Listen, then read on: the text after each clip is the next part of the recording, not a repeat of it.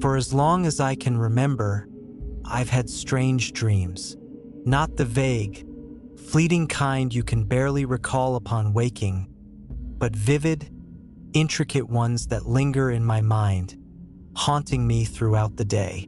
The most persistent of these dreams was always about a restaurant, a place I had never seen in real life. It was dimly lit, with polished wood floors and crimson walls. There were always certain details that stood out. A spiral carved into the surface of a table near the center, a shadowed corner in the back that seemed alive with movement, and the distant sound of footsteps echoing when no one was there. The dreams would end the same way every time, with me standing in front of a door marked employees only, my hand hesitating on the knob as if I were too terrified to open it. For months, these dreams repeated, each time growing more vivid, until the line between sleep and waking life felt blurred. At first, I chalked it up to stress. My life wasn't exactly glamorous. I worked odd jobs here and there, just enough to scrape by, but nothing that gave me purpose or satisfaction. Maybe my mind was telling me I needed a change, I thought. But then one day, as I was wandering through a part of the city I rarely visited, I saw it. The restaurant from my dreams. It was unmistakable, down to the faint glow of the hanging chandelier visible through the window.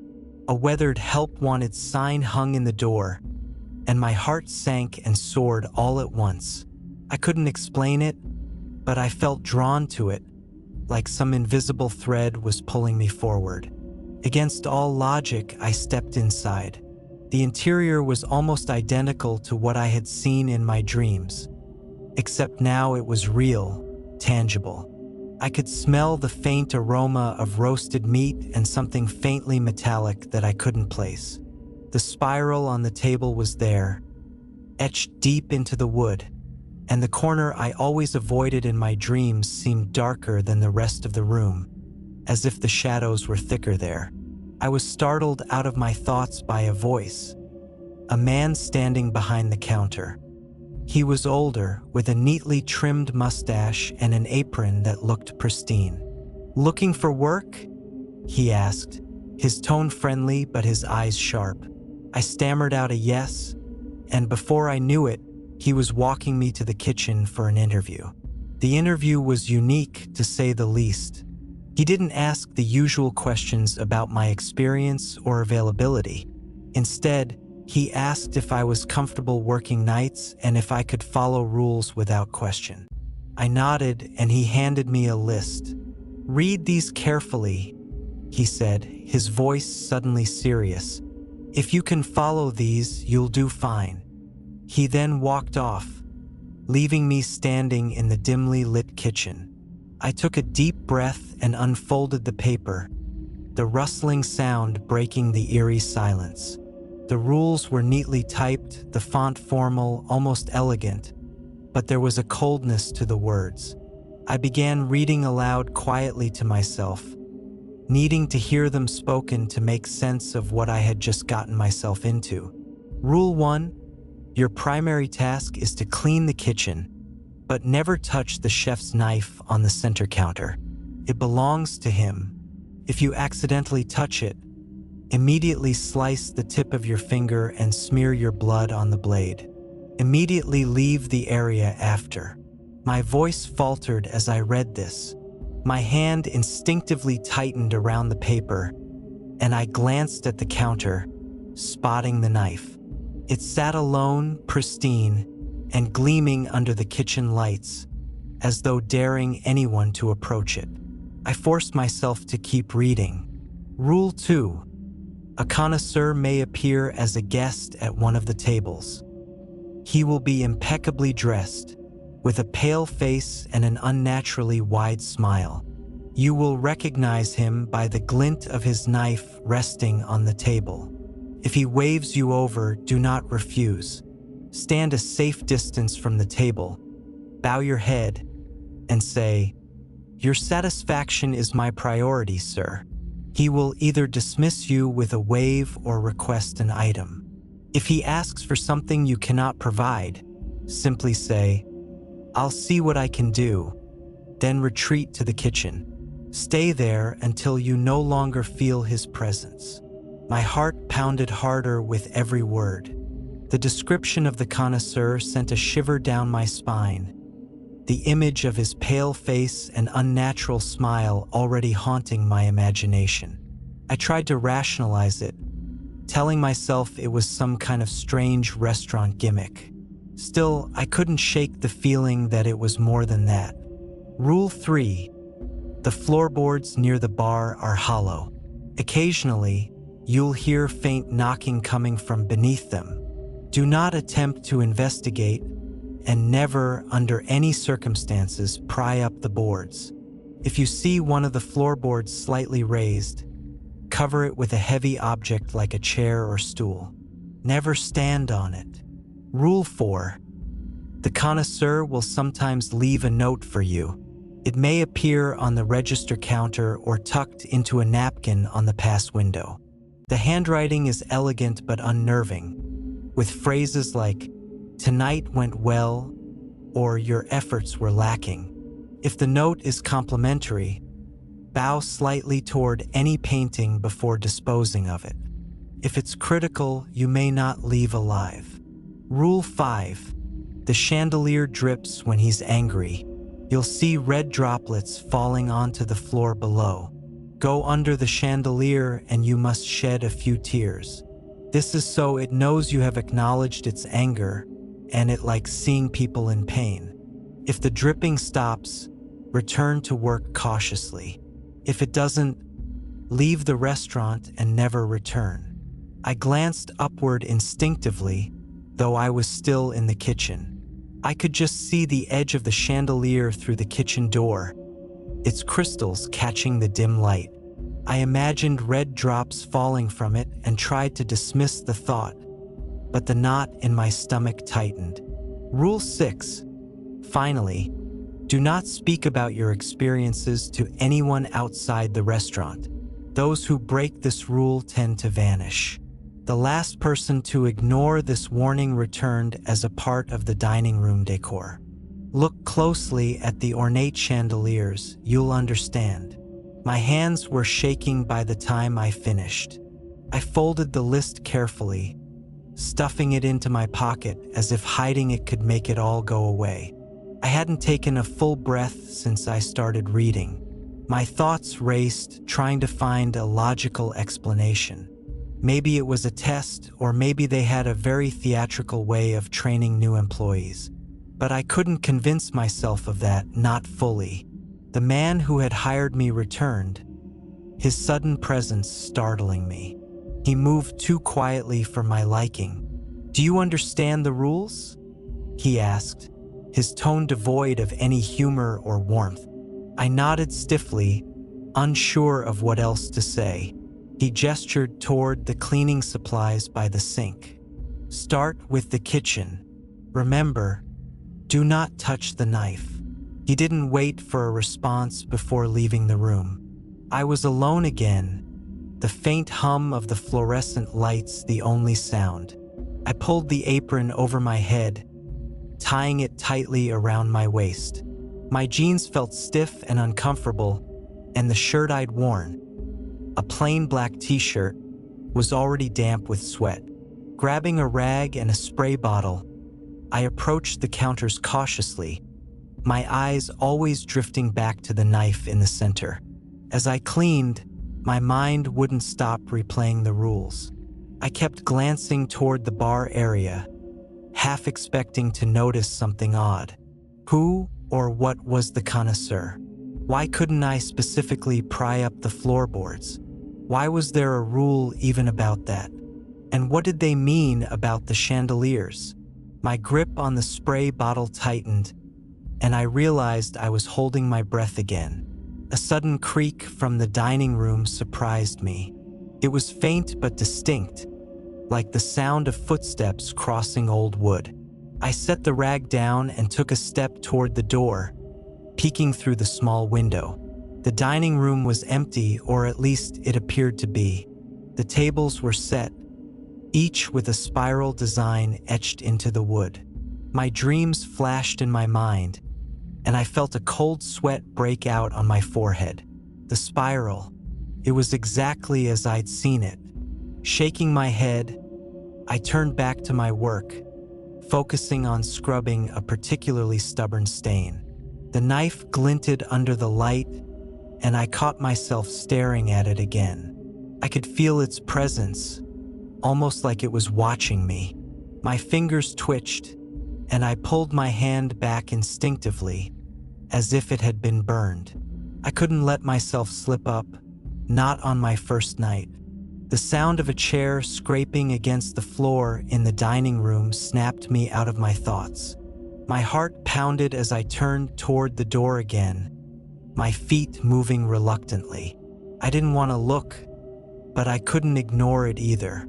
Peering through the window, I saw that one of the chairs near the bar was now out of place, tilted slightly as if someone had just stood up from it. I stared at the misplaced chair near the bar, my pulse hammering in my ears. The room beyond the kitchen window was dimly lit, shadows clinging to the corners like cobwebs. Nothing moved, and yet the air felt charged, heavy with an unspoken warning.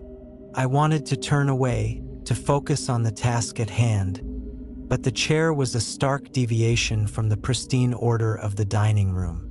My hand lingered on the kitchen door for a moment, hovering indecisively.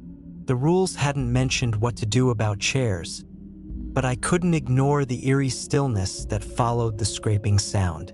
With a shaky breath, I pushed the door open slightly, just enough to let my voice carry through. "Hello!" My whisper barely broke the silence, swallowed by the oppressive atmosphere of the restaurant. There was no response, no movement, only the faint creak of the floor settling. Reluctantly, I stepped out into the dining room, my shoes clicking softly against the polished wood. The chandelier above loomed like a sentinel, its crystal pendants glinting faintly. I avoided looking directly at it, unwilling to dwell on the warnings in the rules. The chair near the bar seemed almost innocent now, just a mundane object slightly out of place. Still, I couldn't shake the feeling that it wasn't an accident. My hands trembled as I gripped the back of the chair, sliding it slowly back into its original position. The act felt strangely defiant, as though I were meddling in something I didn't fully understand. As soon as I let go, a faint, rhythmic tapping began beneath the floorboards near my feet. The sound was subtle at first, easily mistaken for the groaning of old wood, but it grew louder, more deliberate, like a series of knocks demanding attention. My chest tightened, and I froze, remembering Rule 3. Do not investigate the knocking. Never pry up the floorboards. My eyes dropped to the ground, and I saw the faintest outline of a single floorboard, raised just slightly higher than the others. Panic surged through me as I backed away, nearly stumbling into a table. I needed to cover it, find something heavy, but my mind was blank, grasping at nothing but fear. A stool stood nearby, and I lunged for it, dragging it toward the bar with trembling hands. The knocking stopped the moment I placed the stool over the raised board, but the silence that followed was worse. It felt watchful, deliberate, like whatever was beneath the floorboards had retreated but wasn't gone. I hurried back to the kitchen, my breath uneven and shallow. The room felt no safer than the dining area, the sterile stainless steel counters offering little comfort. As I forced myself to focus on cleaning again, the oppressive silence was broken by the faintest whisper coming from the pass window. I froze, rag in hand, straining to hear. The whisper wasn't a voice, but rather the sound of paper sliding against wood. My heart sank as I approached the window, and there it was, a folded note tucked neatly into a napkin. My fingers hesitated before picking it up, dread pooling in the pit of my stomach. The paper was smooth, expensive feeling, and the handwriting inside was immaculate yet unnerving. The note read, "Your efforts are acceptable. For now." I swallowed hard, the words blurring slightly as my vision swam with unease. My mind raced back to Rule 4. If the note is complimentary, bow slightly toward any painting before disposing of it. I glanced around, spotting a portrait of a man in a dark suit with an unsettlingly sharp smile. His eyes seemed to follow me as I approached, and I felt a chill creep down my spine. Bowing deeply, I whispered, "Thank you," before crumpling the note and tossing it into the trash. The act felt ritualistic, and the air in the room seemed to lighten slightly, though not enough to put me at ease. Just as I turned back to the counters, a sharp clink echoed through the dining room. My blood ran cold as I peeked through the kitchen door again. A figure now sat at one of the tables, his presence impossible to ignore. He was dressed impeccably, just as the rules described. Pale skin, wide smile, and a knife resting on the table in front of him. The connoisseur. My stomach twisted as his unnaturally large grin stretched wider, and his eyes locked onto mine. He raised a hand and waved me over, his movements fluid yet mechanical, like a marionette controlled by invisible strings. Rule 2. Do not refuse. My legs were shaking rapidly as I stepped into the dining room, keeping a safe distance as I approached his table. I bowed my head, voice trembling as I recited the required words. "Your satisfaction is my priority, sir." The connoisseur tilted his head, his grin never faltering, and motioned toward the empty plate in front of him. "Something exquisite," he said, his voice smooth but hollow, like wind passing through a cavern. My mouth went dry, and I nodded slowly, unsure of what to do. "I'll see what I can do," I managed to say, my voice barely audible. Retreating to the kitchen, I tried to steady my shaking hands. I don't think the rules prepared me for what he might ask for, and I had no idea what would satisfy him. Grabbing a random plate from the stack, I arranged some bread and cheese on it, hoping the simplicity wouldn't offend. As I stepped back toward the past window, the faint sound of dripping made me stop dead in my tracks. I turned slowly, dread curling around me like smoke. The chandelier was bleeding. Red droplets fell rhythmically to the floor below, staining the wood like fresh paint. Rule 5. Go under the chandelier and shed a few tears. My throat tightened as I realized what I had to do.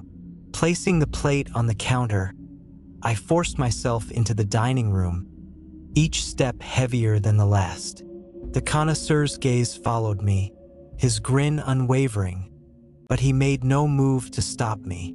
Standing beneath the chandelier, I tipped my head back, staring up at the crimson-streaked crystals. My chest ached as I thought of something, anything, that could bring me to tears. I thought of home, of the life I'd had before stepping into this nightmare. And finally, the tears came, hot and stinging. As they rolled down my cheeks, the dripping slowed, then stopped altogether. I stayed there for a moment, chest heaving, until I felt it was safe to move. The connoisseur was still seated, his grin wider than before, but he made no comment as I returned to the kitchen. I barely had time to catch my breath before the faint knocking resumed beneath the floorboards. My legs buckled slightly as I grabbed the nearest chair, dragging it toward the bar. Whatever was under there wasn't going to stop. I knew it, and worse, I knew tonight was far from over. As I placed the chair over the raised floorboard again, the knocking stopped, but the silence that followed was deafening. My nerves were frayed, and every shadow seemed alive, every creak of the wood a whisper of warning. The connoisseur had vanished from his table, leaving the plate untouched. I should have felt relief, but the air had grown colder, heavier. Something else had shifted, though I couldn't pinpoint what. I returned to the kitchen, my breath shallow, my mind racing through the rules, trying to anticipate what might come next. The knife on the center counter caught my eye again, its polished blade gleaming under the fluorescent light. I avoided it, scrubbing the sink with frantic energy, as if keeping my hands busy could stave off the dread curling in my chest. Then the lights flickered, dimming for a fraction of a second before stabilizing. My heart sank. I hadn't been warned about this. A low, guttural hum filled the air, vibrating through the walls like the groan of a massive, unseen machine. It was faint at first, but it grew louder, resonating through my skull. I clutched the edge of the sink, my knuckles white, and listened intently. The sound wasn't coming from the dining room or the kitchen. It was deeper, somewhere beneath the floor. My thoughts went to the hollow floorboards by the bar, and the cold realization hit me like a slap. Whatever was under there was no longer content with its confinement. I backed toward the far corner of the kitchen, my eyes darting to the knife. Its blade seemed to pulse under the flickering light, as if daring me to use it. The hum suddenly ceased, plunging the restaurant into an oppressive silence. Then, the smell hit me, a coppery tang that burned my nostrils and turned my stomach. I turned toward the doorway leading to the dining room, but my body froze. The shadows were shifting, pooling unnaturally at the edges of the room, gathering mass and form. A single shadow slid across the wall like liquid, stopping just short of the pass window. It stretched upward, elongating unnaturally until it resembled the outline of a person. My breath hitched as two glowing eyes emerged from the void, pinpoints of cold, white light that seemed to pierce straight through me. It stood there, motionless, its presence suffocating. Slowly, the figure raised a hand, or something resembling one, and pointed directly at me. I stumbled back, crashing into the counter, and knocked a pan to the floor with a deafening clang. The sound jolted me into action, and I scrambled toward the opposite end of the kitchen. Desperate, I grabbed the nearest object, a bottle of olive oil, and hurled it at the pass window. The glass shattered, scattering shards across the floor, but the shadow remained, unfazed. His head tilted, as if mocking my futile attempt. The hum returned, louder now, vibrating through my chest. The chandelier in the dining room began to sway, its crystals clinking together like sinister wind chimes. I couldn't see it, but I knew the red droplets were falling again. My only thought was escape. I bolted for the back door, yanking it open so hard the hinges groaned. The night air was cold and sharp against my skin, but it was a fleeting relief. Behind me, the hum grew louder, and I risked a glance over my shoulder. The shadow was spilling out of the restaurant, its form stretching across the ground like a flood of ink. Its glowing eyes locked onto mine, and for a moment, I was certain it would swallow me whole. I ran, my shoes pounding against the pavement, but the shadow moved faster, gliding effortlessly across the ground. The streetlights flickered as I passed under them, each one dimming as the shadow neared. My lungs burned, my legs screamed for rest, but I couldn't stop. I turned a corner and saw a faint light ahead, a convenience store, its fluorescent sign buzzing weakly. Bursting through the door, I startled the lone cashier, a tired-looking man who barely glanced up from his magazine. "Call the police?" I gasped, slamming the door shut behind me. The man raised an eyebrow but said nothing, his disinterest infuriating. I turned to look outside, expecting to see the shadow at the door, but the street was empty. The hum had stopped. Everything was still. Relief washed over me, but it was short-lived. The lights inside the store flickered, and the air grew icy. I turned back to the cashier, and my blood ran cold. His head was tilted at an unnatural angle, his eyes wide and unblinking. His mouth stretched into an impossibly wide grin. The magazine in his hands dropped to the floor, revealing a single, glinting knife resting on the counter. My heart pounded as I backed away, my mind racing. Rule 2 flashed through my thoughts. Stand a safe distance, bow, and say the words. The cashier's head twitched, his grin widening further, and I knew what I had to do. Your satisfaction is my priority, sir, I stammered, bowing deeply. For a moment, nothing happened. Then, the grin faded, and the cashier's head slowly returned to a normal position. He blinked, looking around in confusion as if waking from a dream. You okay, man? He asked, his voice groggy. I didn't answer.